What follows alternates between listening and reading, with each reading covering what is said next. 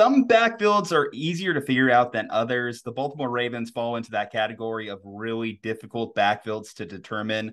Obviously, we started the year expecting J.K. Dobbins to be the lead back. Well, he's hurt. He's now going on IR again to look at that knee. And Kenyan Drake, Gus Edwards have emerged. Gus Edwards, of course, started on PUP. He's back. He had a double-digit return game and then kind of slid back a little bit, but still led this backfield in carries. Kenyan Drake still heavily involved. Andrew Hohman, if you had to determine a lead back or a Ravens back worth starting, is it either of these two guys?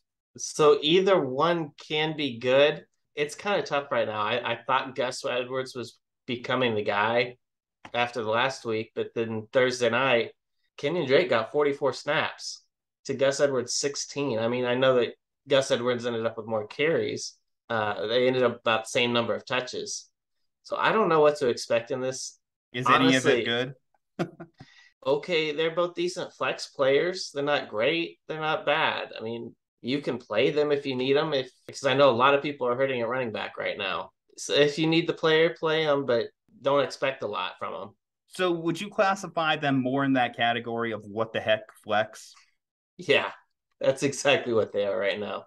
I would agree with that because they are 100% touchdown dependent backs. If I was to say one back that I would like more than the other, depending on format, of course, I might like Kenyan Drake a little bit more just because of the passing game That's involvement, exactly why. because that's at least something to fall back on. If Gus Edwards doesn't land in the end zone, you're going to be hurting. And I think a lot of fantasy owners who make the Gus Edwards investment are going to be hurting. Listen, there's going to be weeks in which Gus Edwards falls into the end zone twice, and you're going to be killing yourself for not starting him. If I had one spot and I had Kenyan Drake and Gus Edwards, and I just needed a high floor play, I would say Kenyan Drake would fit that role better, because if he's getting 4 catches in PPR league, obviously 4 points right there.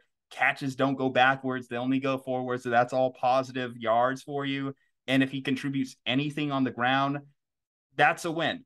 I would say you mentioned the disparity in snaps.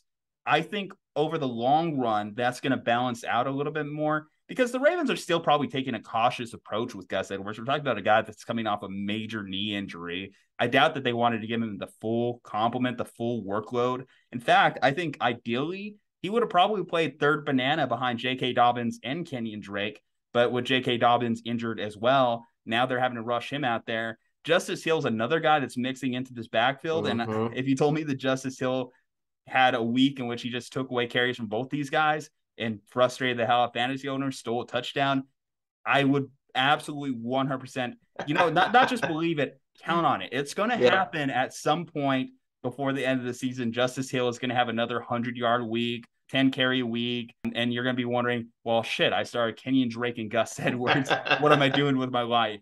And you're just going to clutch your pearls and yell at John Harbaugh. Lamar Jackson's going to steal some touchdowns from these guys too, especially when we start talking about red zone offenses for the Ravens. So it's a frustrating backfield that I would not want to be a part of if I had better opportunities. But if you're in a deeper league, I get it. If you're in a league that you've been ravaged by injuries, I get it. So I understand where you're coming from, but the bottom line with this Ravens backfield, it's just going to be a frustrating mess, and you're not going to feel good about any of these pieces except on a week-to-week, matchup dependent, game script dependent basis. I could make a little bit of a bad joke. But Ravens fans don't like it, but maybe the best running back in that backfield is Lamar Jackson. Emotional damage. Got him. Let us know if you're struggling with this situation. Have you determined a Ravens back that you like more than the other? Are you weighing your options in terms of the fantasy football trade market? We know deadlines are coming up. Like to hear your thoughts. Like to hear your start, sit decisions. We can help you out, balance those out. Leave a like on the video. Subscribe to the channel. Follow us on social medias. From Andrew Hohman and Ju-Ju. Stay safe, happy, and healthy. We will see you next time.